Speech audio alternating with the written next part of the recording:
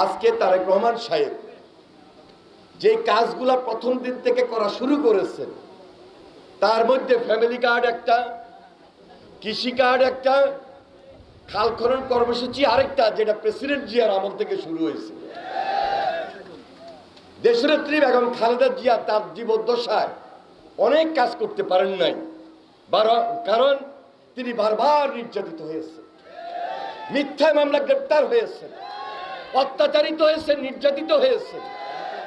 আর আমাদের এই প্রিয় নেতা জনাব তারেক রহমান সাহেব দেশের বাইরে নির্বাসিত জীবন শেষে আজকে বাংলাদেশে জনগণের নির্বাচিত প্রতিনিধি হয়ে নির্বাচিত সরকার হিসেবে দেশ পরিচালনা করছে।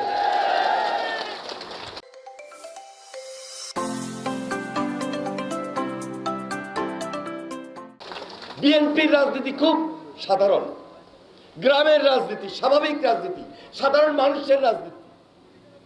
বিএনপির রাজনীতির মধ্যে কোন আধুনিকতা রেখে বিএনপি মিথ্যা বলে রাজনীতি করেন না।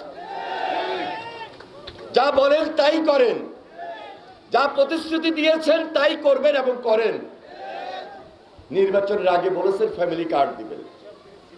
এই যে মা বোনেরা আগামী 1-1.5 বছরের মধ্যে যিনি ওই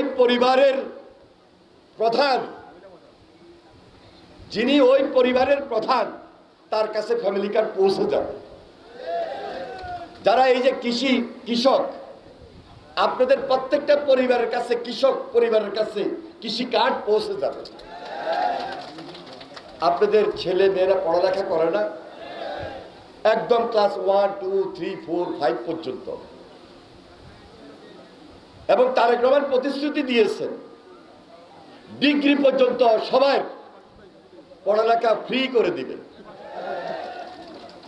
এবং সেখানে উপবৃত্তির ব্যবস্থা থাকবে। আরেকটা জিনিস, যারা ছোট ছোট বাচ্চা ক্লাস 5 পর্যন্ত, এদেরকে স্কুল ড্রেস দিবেন, স্কুলের ব্যাগ দিবেন, বই দিবেন, খাতা দিবেন, জুতা দিবেন, মোজা দিবেন, এবং দুপুরবেলায় স্কুলের টিফিন বলতে এটার নাম হলো মিড ডে ফুড। এটা শুরু হয়ে গেছে, ওই উপজেলা শুরু হয়েছে। আপনার আরো বেশি ভাগ্যবান, আমার এলাকা এখনো শুরু হয় না, শুরু হবে, এই স্কুলেও দিচ্ছে।